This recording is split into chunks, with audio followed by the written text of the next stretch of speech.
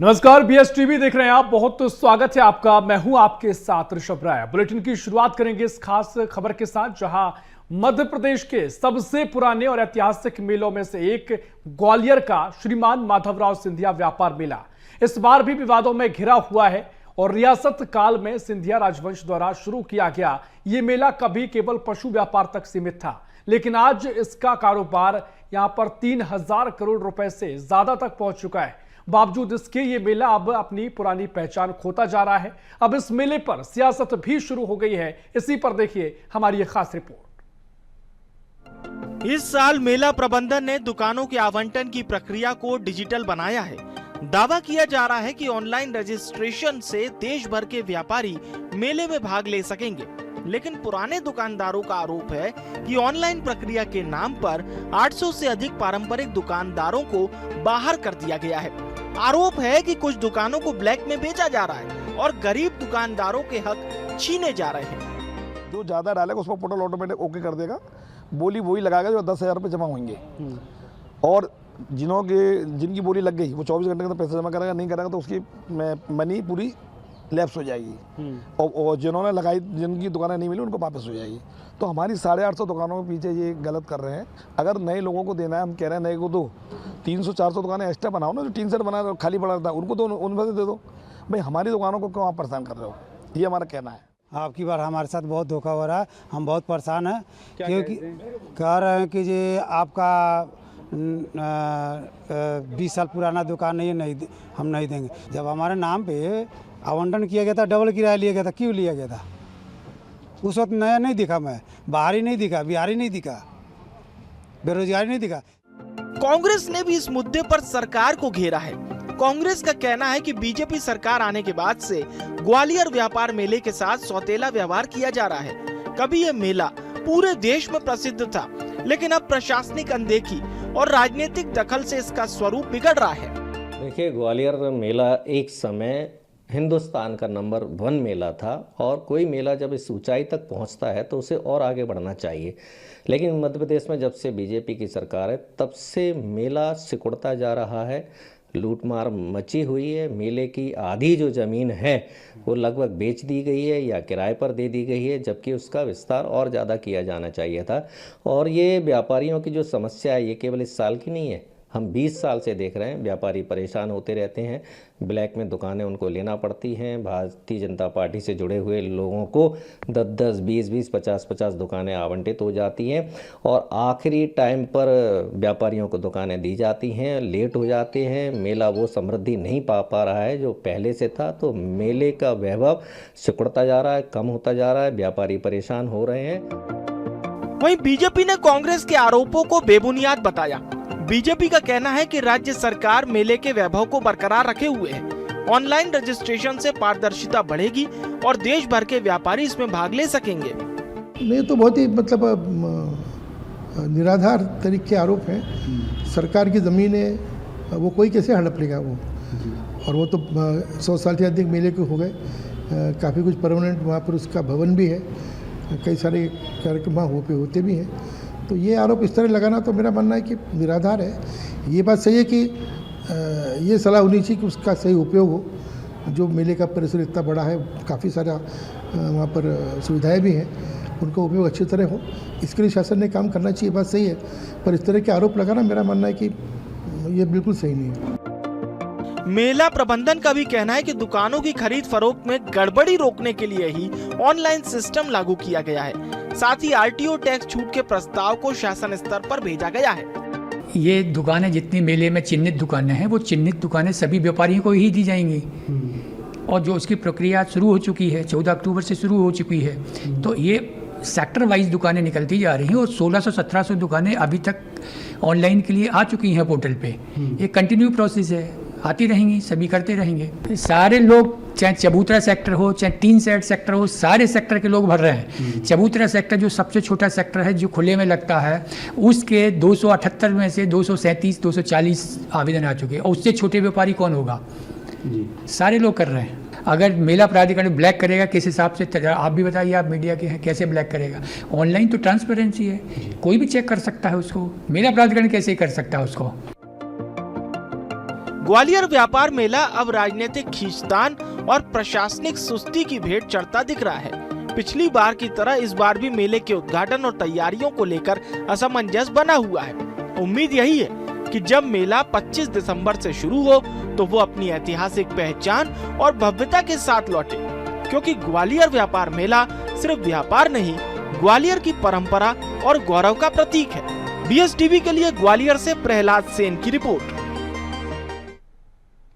मध्य प्रदेश का ग्वालियर शहर अपनी खराब सड़कों के लिए बदनाम हो चुका है। केंद्रीय मंत्री ज्योतिरादित्य सिंधिया ने पिछले महीने शहर की सड़कों को सुधारने को लेकर अधिकारियों के साथ बैठक करी थी, लेकिन 1 महीने बाद भी हालात जस के तस बने हुए हैं। कोई भी हालातों में सुधार नहीं आया है।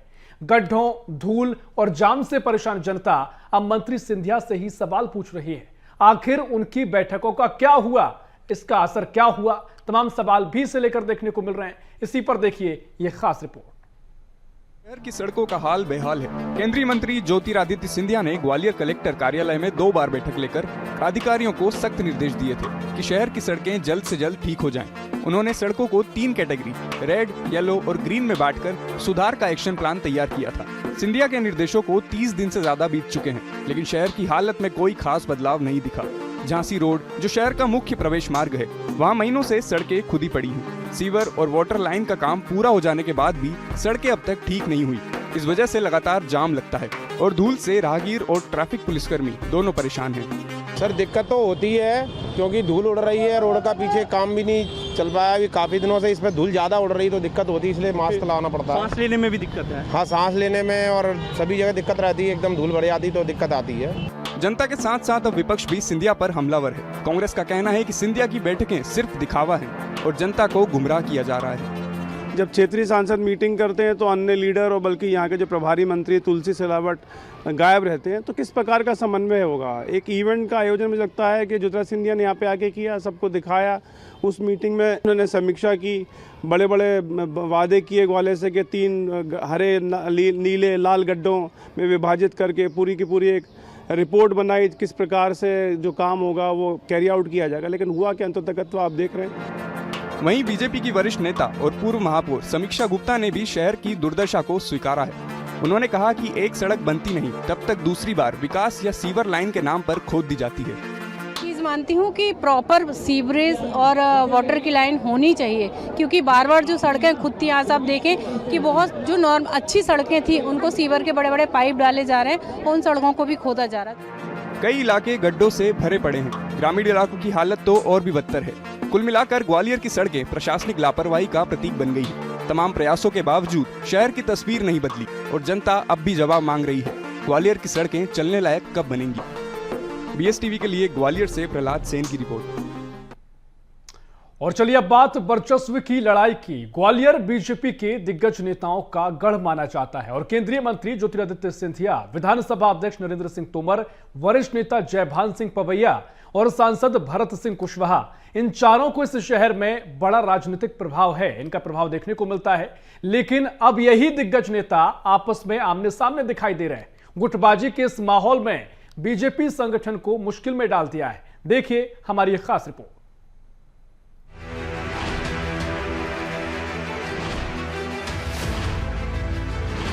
ग्वालियर में बीजेपी ने हाल ही में शहर और ग्रामीण जिला अध्यक्ष तो बदल दिए, लेकिन दोनों ही अध्यक्ष अब तक अपनी कार्यकारिणी घोषित नहीं कर पाए हैं। पार्टी के भीतर चल रही दिग्गज नेताओं की खींचतान इसकी सबसे बड़ी वजह मानी जा रही है। सिंधिया, तोमर, पवैया और कुशवाहा सभी चाहते हैं कि उनके समर्थकों को जिला संगठन में जगह मिले। इसी खींचतान के चलते जिला अध्यक्षों पर दबाव बढ़ गया है और संगठन की नई टीम का गठन लगातार टलता जा रहा है। भाई सब लोग कहीं ना कहीं बड़े हमारे जो प्रदेश नेतृत्व व्यवस्था में लगा है, जैसे बोलेंगे वैसे कर लेंगे कार्य। कांग्रेस ने इस देरी को बीजेपी की अंदरूनी गुटबाजी बताया। कांग्रेस का कहना है कि पार्टी विद डिसिप्लिन का दावा करने वाली बीजेपी ग्वालियर में बुरी तरह से गुटों में बटी हुई है।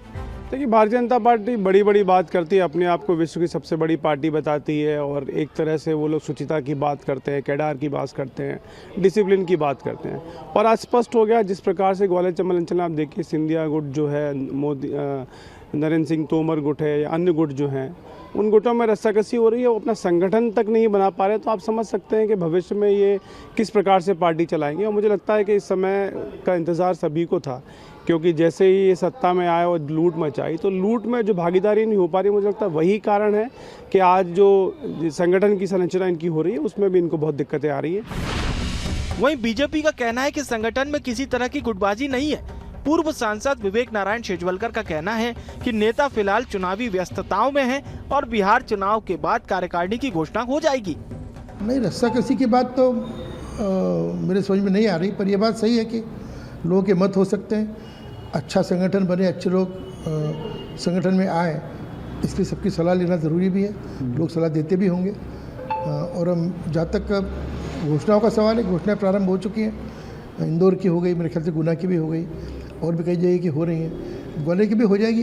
अभी हाल ही में हम सब जानते हैं कि चुनाव में काफ़ी लोग गए हैं, यहाँ से मध्य प्रदेश के काफ़ी लोग चुनाव में गए हैं, प्रमुख लोग भी गए, नेता भी गए। उम्मीद करता हूँ कि जैसे ही चुनाव समाप्त होते हैं, सभी का घोषणा जल्दी जल्दी हो जाएगी। ग्वालियर बीजेपी में दिग्गजों के बीच वर्चस्व की जंग तेज हो गई है।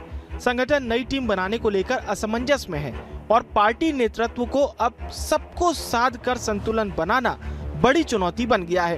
हालांकि कांग्रेस भी खुद अपनी जिला कार्यकारिणी घोषित नहीं कर पाई है, लेकिन बीजेपी में जारी गुटबाजी ने ग्वालियर की सियासत को गरमा दिया है। ग्वालियर बीजेपी के लिए संगठनात्मक मजबूती से ज्यादा दिग्गज नेताओं के बीच सामंजस्य बड़ी चुनौती बन गया है। अब देखना होगा कि बीजेपी नेतृत्व इस अंदरूनी खींचतान को कैसे संतुलित करता है। BSTV के लिए ग्वालियर से प्रहलाद सेन की रिपोर्ट। और छत्तीसगढ़ में अब बच्चों को किताबों के लिए इंतजार नहीं करना पड़ेगा, क्योंकि स्कूल शिक्षा विभाग लेकर आया है एक नई पहल, बुक बैंक। जी हां, अब हर स्कूल में बनेगा बुक बैंक, जहां पुराने सत्र की किताबें जमा कर बच्चों को दी जाएंगी। और इससे न केवल किताबों की कमी दूर होगी, बल्कि रीयूज और रिसाइकलिंग की भी बढ़ावा मिलेगा। शिक्षा विभाग का कहना है कि ये मॉडल बच्चों के लिए राहत और शिक्षा क्वालिटी दोनों को बढ़ाएगा। देखिए इसी पर हमारी एक खास रिपोर्ट। हर साल की तरह जब नया शिक्षा सत्र शुरू होता है तो किताबों के वितरण में देरी शिक्षा विभाग के लिए बड़ी चुनौती बन जाती है। इस साल भी बच्चों तक किताबें पहुंचने में 2 से 3 महीने लग गए, क्योंकि किताबों पर लगे QR कोड की स्कैनिंग में वक्त लग गया। इसी समस्या के समाधान के लिए अब शिक्षा विभाग ने फैसला लिया है कि हर स्कूल में बुक बैंक बनाया जाएगा। इस बुक बैंक में क्लास 1 से 10वीं तक की पुरानी अच्छी स्थिति वाली किताबें रखी जाएंगी, जिनका इस्तेमाल तब तक किया जाएगा जब तक नई किताबें नहीं पहुंचती। इसका फायदा यही होगा कि जो बच्चों में कहीं ना कहीं इतनी सारी किताबें, इतनी तरह की नई राष्ट्रीय शिक्षा नीति आने के पश्चात जो विभिन्न प्रकार की किताबें हैं, बच्चों की दर संख्याएं, जैसा कि आप सब जानते हैं कि यूडाइस में है, किंतु बावजूद इसके संख्या कहीं बढ़ती घटती रहती है कि बच्चे लोग टीसी लेते हैं, दूसरे में जाते हैं। स्वाभाविक रूप से बच्चों की दर संख्या कम या ज्यादा होने से किताबों की संख्या मिसमैच होती है। उसको मैच कराने में कभी कभी विलंब भी होता है, ये देखने में आया है। और इसको बुक बैंक से ये फायदा होगा कि किताबें हमारे पास पिछले सालों की उपलब्ध रहेंगी। यदि किन्हीं कारणों से कुछ किताबें विलंब से भी पहुंचती हैं तो वो पढ़ाई हमारी बाधित नहीं होगी। स्कूलों में इस पहल की तैयारी शुरू कर दी गई है। शिक्षकों ने बच्चों से अपील की है कि वे किताबों को संभाल कर रखें, ताकि अगले सत्र में दूसरे बच्चों के काम आ सकें। अगर हम पास होते हैं, अगर हम आगे क्लास में जाते हैं, तो हमारी जो पुरानी किताबें हमको इधर उधर नहीं करना चाहिए, बेचना नहीं चाहिए, हमको वापस दे देना चाहिए जहाँ से हम पढ़े हैं। और जो अगर किताबें लेट होती हैं आने में, अगर किताबें आने में लेट हो जाती है तो पुरानी किताबों से जो पीछे क्लास के बच्चे हैं वो उनका पढ़ाई में बहुत मदद होगा।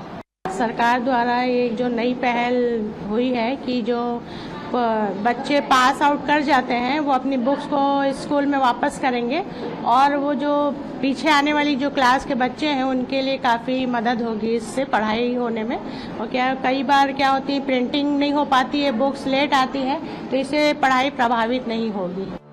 शिक्षा विभाग का मानना है कि बुक बैंक मॉडल बच्चों को राहत देने के साथ साथ शिक्षा की गुणवत्ता सुधारने में भी बड़ा कदम साबित होगा।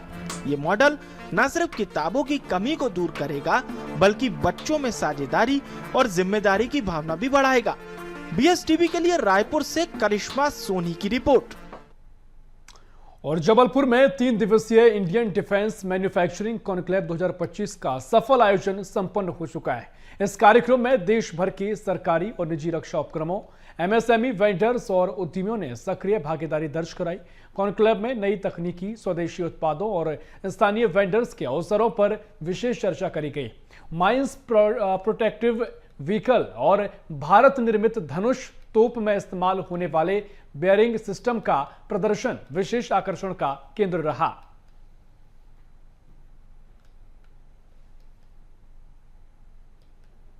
जो 3 दिन चलेगी, आज कल परसों, और ये 3 दिनों में आई एम श्योर बहुत अच्छा इंटरेक्शन होगा इंडस्ट्री का with our public sector enterprises जो यहाँ पे लोकेटेड हैं, जो बाकी जगह पे भी हमारे कुछ यूनिट्स हैं, उनके साथ में इंटरेक्शन होगा और एक दूसरे को समझ के, एक दूसरे का रिक्वायरमेंट समझ के और उसको किस तरह से हम इंक्रीज कर सकते हैं, क्योंकि हमारी रिक्वायरमेंट्स आर वेरी लार्ज, बहुत है हमारे पास रिक्वायरमेंट जो हमको अपनी डिफेंस फोर्सेस के लिए और एक्सपोर्ट्स के लिए करनी है।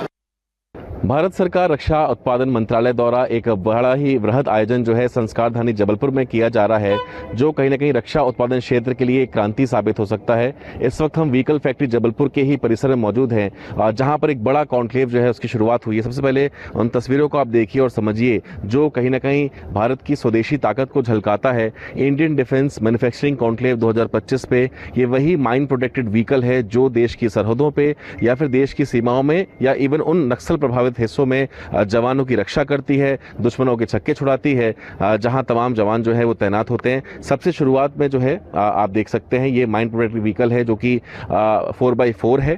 टेक्निकल स्पेसिफिकेशन इसकी कई प्रकार की है और मूल रूप से अगर देखा जाए तो तमाम सेना के जो जवान, जो सैनिक होते हैं, वो इन आर्मर्ड व्हीकल्स का उपयोग जो है वो यहाँ पर करते हैं। किस प्रकार से इन्हें व्हीकल्स को अपग्रेड किया गया है उसका प्रदर्शन इस प्रदर्शनी में है। उसके ठीक बाद अगर आप देख पा रहे हैं तो ये अपग्रेडेड है, ये भी माइन प्रोटेक्टेड एमपीवी व्हीकल है जो कि अपग्रेडेड मॉडल है और लाजमी है तमाम अलग अलग जो इसके फीचर्स हैं उसका जिक्र कहीं ना कहीं यहाँ पर हमें देखने को मिलता है।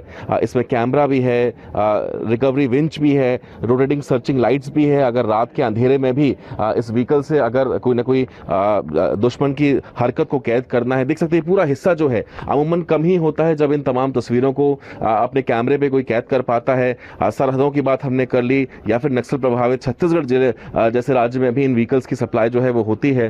बहरहाल ये एम्बुलेंस है जो हमने यहाँ पर देखा है। एक और उन्नत जो व्हीकल है वो भी यहाँ पर खड़ा हुआ है। इन तमाम सुविधाओं से ये लैस है। एक जो आर्मर्ड व्हीकल था जिसका भी जिक्र हमने किया, जिसकी तस्वीरों को आपको दिखाया था, अंदर से आप देखिए जवान इन्हीं व्हीकल्स में सवार होते हैं और सवार होने के बाद उन तमाम क्षेत्रों की ओर कूच करते हैं जहां दुश्मन कभी भी हमला कर सकता है। लेकिन ये जो तमाम व्हीकल्स बनाए गए हैं ये बेहद आधुनिक व्हीकल्स हैं जो कि रक्षा उत्पादन क्षेत्र में एक बड़ा काम जो है वो कर रहे हैं। ये तो बड़ी व्हीकल्स रही, छोटे सरहदी इलाकों पर या छोटे सकरे रास्तों पर जाने के लिए एक मिनी आर्म्ड व्हीकल भी जो है वो भी यहाँ पर रखा हुआ है। तो तकरीबन अलग अलग जो व्हीकल्स हैं वो यहाँ पर खड़ी हुई हैं जो बेहद तकनीक रूप से बेहद सक्षम भी हैं और लगातार हम जिस प्रकार की बात स्वदेशी को बढ़ाने की कर रहे हैं ये मेड इन इंडिया ही है। और इस सोच के साथ भारतीय सेना को और मजबूती प्रदान करने के लिए क्या क्या अलग कार्य हो सकते हैं भविष्य में, इस पर भी केंद्र सरकार का कहीं ना कहीं फोकस है। कैमरा पर्सन देवेंद्र शर्मा के साथ प्रतीक मोहन अवस्थी, BSTV जबलपुर। और मध्य प्रदेश की सियासत में एक बार फिर सुनाई देने लगी है बदलाव की आहट, जहां संगठन में फेरबदल के बाद अब सत्ता के गलियारों में भी हलचल तेज हो गई है। बिहार चुनाव के बाद मोहन सरकार में बड़े बदलाव के संकेत मिल रहे हैं। राज्यपाल से मुख्यमंत्री की मुलाकात ने नटकलों को और भी हवा दे दी है। भोपाल से देखिए हमारी ये खास रिपोर्ट। प्रदेश बीजेपी संगठन में फेरबदल के बाद अब सत्ता के गलियारों में भी बदलाव की सुगबुगाहट तेज हो गई है। राज्यपाल से मुख्यमंत्री डॉक्टर मोहन यादव की मुलाकात ने नटकलों को और हवा दे दी है। मुख्यमंत्री के लगातार दिल्ली दौरों और पार्टी हाईकमान से मुलाकातों के बाद सियासी तापमान बढ़ गया है। मोहन मंत्रिमंडल विस्तार की अटकलें तेज। राज्यपाल से सीएम की मुलाकात से संभावनाएं बढ़ी। मुख्यमंत्री के पास सभी मंत्रियों की परफॉर्मेंस रिपोर्ट में कुछ मंत्रियों की परफॉर्मेंस सबसे कमजोर। गुजरात फॉर्मूला भी अपना सकते हैं मुख्यमंत्री। 5 से ज्यादा मंत्रियों पर लटकी तलवार। संगठन के बाद सत्ता में बदलाव के संकेत। मोहन सरकार को बने अब 2 साल पूरे हो रहे हैं। प्रदेश अध्यक्ष हेमंत खंडेलवाल और मुख्यमंत्री डॉक्टर मोहन यादव की जोड़ी अब संगठन से लेकर सरकार तक अपनी पकड़ मजबूत कर चुकी है। प्रदेश कार्यकारिणी का ऐलान भी हो गया है और अब चर्चा सत्ता में बड़े फेरबदल की है। इन मंत्रियों की हो सकती है छुट्टी। दिलीप जायसवाल राज्य मंत्री स्वतंत्र प्रभार कुटीर एवं ग्रामोद्योग, कारण खराब परफॉर्मेंस। नरेंद्र शिवाजी पटेल राज्य मंत्री लोक स्वास्थ्य एवं चिकित्सा विभाग, कारण लगातार विवादों में घिरे। दिलीप अहिरवार राज्य मंत्री वन एवं पर्यावरण, कारण कमजोर प्रदर्शन। राधा सिंह राज्य मंत्री पंचायत एवं ग्रामीण विकास, कारण सक्रियता में कमी।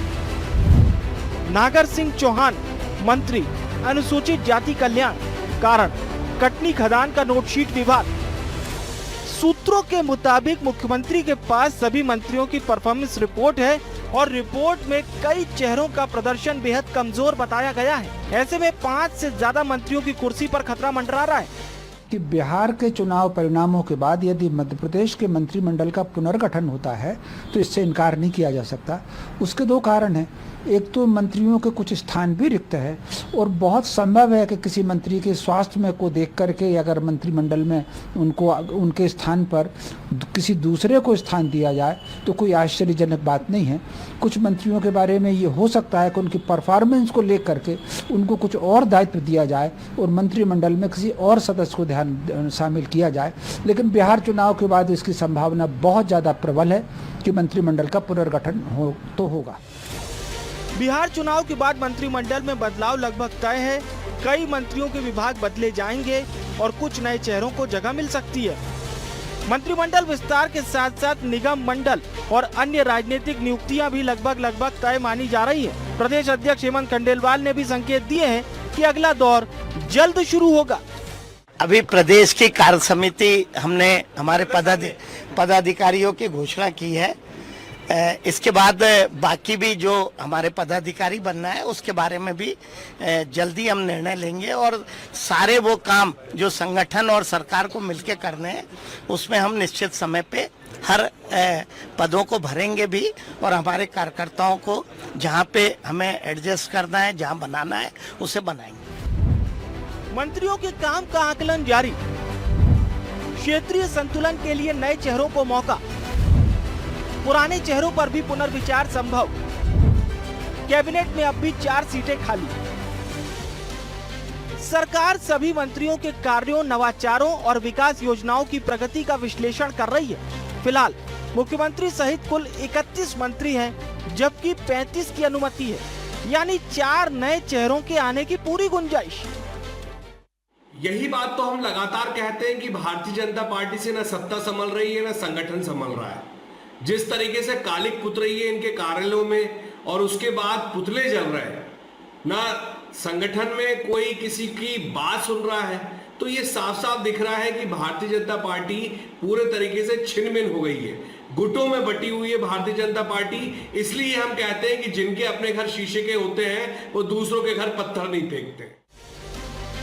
मुख्यमंत्री डॉक्टर मोहन यादव पहले ही अपने मंत्रियों को गांव में रात बिताने, चौपाल लगाने और हर महीने प्रभार वाले जिलों में दौरा करने के निर्देश दे चुके हैं। अब माना जा रहा है कि प्रशासनिक कसावट के साथ साथ वे अपनी कैबिनेट को भी मजबूत करने की तैयारी में हैं। तो क्या मध्य प्रदेश में अब मोहन सरकार 2.0 की तैयारी शुरू हो चुकी है? बदलाव की ये आहट कब हकीकत बनेगी, इस पर नजर सबकी बनी रहेगी। भोपाल से BSTV के लिए मनोज राठौर की रिपोर्ट। और फिलहाल के लिए इतना ही। देश प्रदेश की और भी खबरों के लिए देखते रहिए BSTV। नमस्कार।